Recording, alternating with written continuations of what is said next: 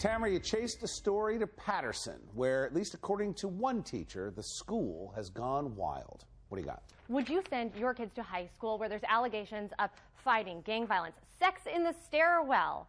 Well, that is what one whistleblower, former teacher from Paterson's John F. Kennedy High School, says was happening while he was there for 27 years. It's absolute chaos. When the bell or the horn would go for kids to be in class, the hallways are just filled with kids 15, 20, 30 minutes later into class.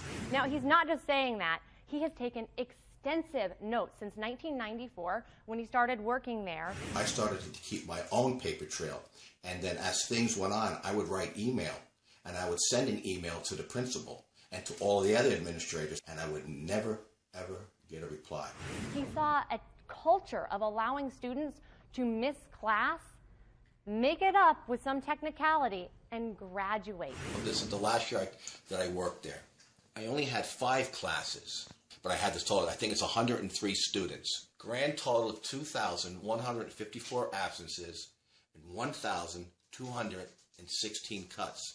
And how many of those students graduated? Oh, probably all of them. All of them moved on to the next grade? Nobody gets left back. Lee left in 2013. The school spokesperson told me that they made drastic changes after 2013. The superintendent changed the leadership inside the school complex, which houses 4 high schools now. 2 of the 4 academic principals were changed, and the principal of operations for the entire building has changed. Their principal, David Kozart, he walked me down the halls and he pointed to where Lee used to work, and he said that this area 4 years ago was high traffic, that it would bottleneck, and that's what was happening. Since they made the changes, the flow of traffic is much smoother. They don't have kids just wandering the hallway. I mean, did he address the sex in the stairwell? Like, did the bottleneck create a circumstance where they were forced to have sex? I mean, it just...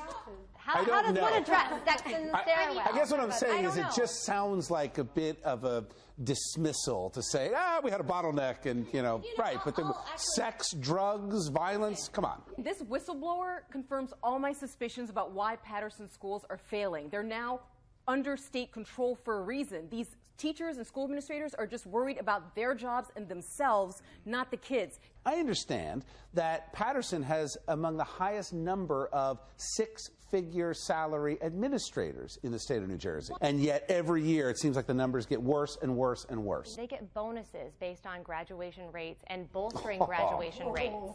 Now, that was confirmed in Newark. We're looking into it in Paterson. Oh.